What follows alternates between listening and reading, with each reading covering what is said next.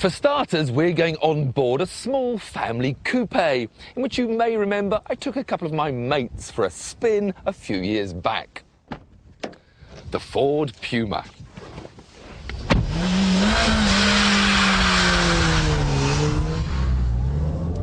Let's start with the simplest stunt of them all, the handbrake turn.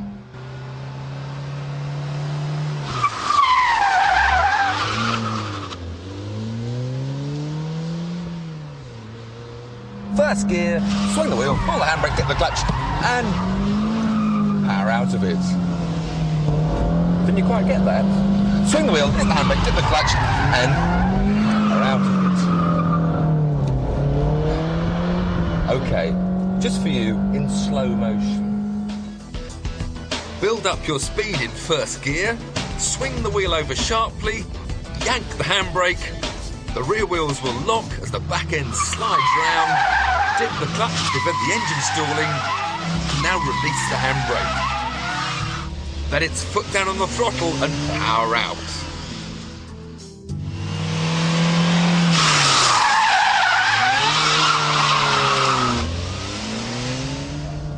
The only thing you can really get wrong on a handbrake turn is to forget to hold the button in as you're doing it.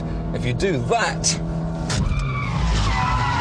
you end up trying to drag along locked rear wheels. So remember, unless you want more rubber on the road than round your alloys, keep the button in.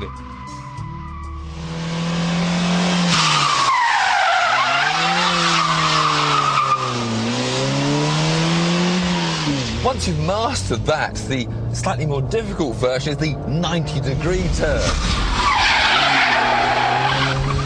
Because then you need a second gear, nip, catch it, and then back on the power. Let's go through that again. Second gear this time, and as you approach the bend, just nip the handbrake, then release it as you turn in. Catch the slide with opposite lock, and then back on the power to pull the car straight.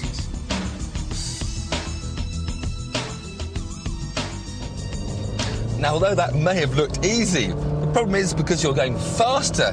If you pull the handbrake too sharply, you end up overshooting, and that's no good.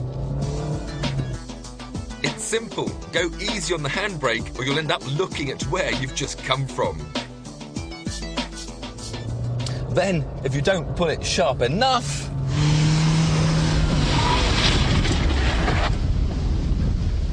you end up on the grass.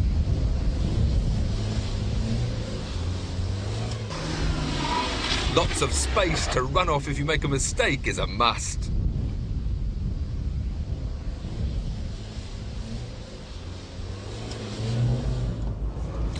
Then if you think you've got all that sussed, you can move on to the big stuff. The handbrake turn to go backwards, and then follow that with a reverse flick.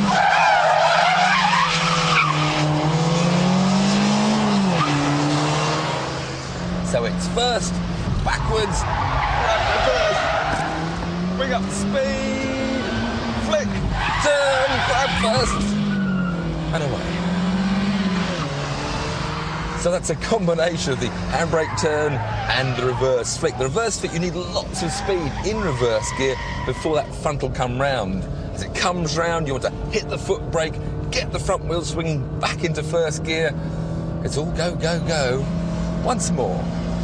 Handbrake, brakes, reverse gear, get up the speed, flick, hit the foot brake, ram first, and declutch.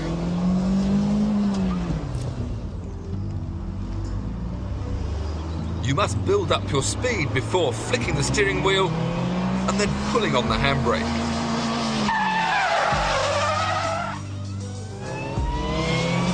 Now grab reverse gear, build up your speed, then flick the wheel back the other way, and as the front swings round, hit the brake pedal to lock the front wheels. Now grab first gear, declutch, and you can power away. The only problem with front-wheel drive, though, is you can't really do power slides. All you get in high-speed coring is understeer, and more boring understeer. So to get it sideways without using the handbrake, you need to resort to the Scandinavian flick, followed by a bit of lift-off oversteer. Let me show you.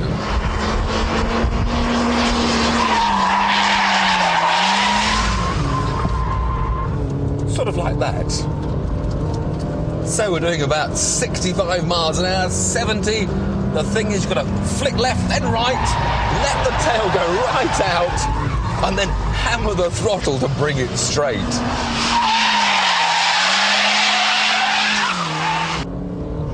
One more time. All right, just for you. Remember, the whole point of the Scandinavian flick is to unsettle the car, deliberately throw the weight to send it sideways, and then control the slide with opposite lock. In third, turn the wrong way into the corner, then quickly the right way. Let the tail slide out as far as you dare, then hit the throttle to pull the car out of the slide.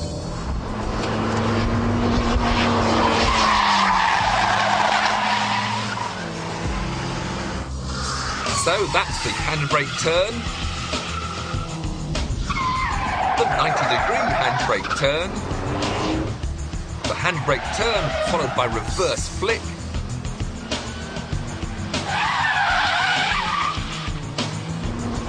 and the Scandinavian flick followed by lift-off oversteer.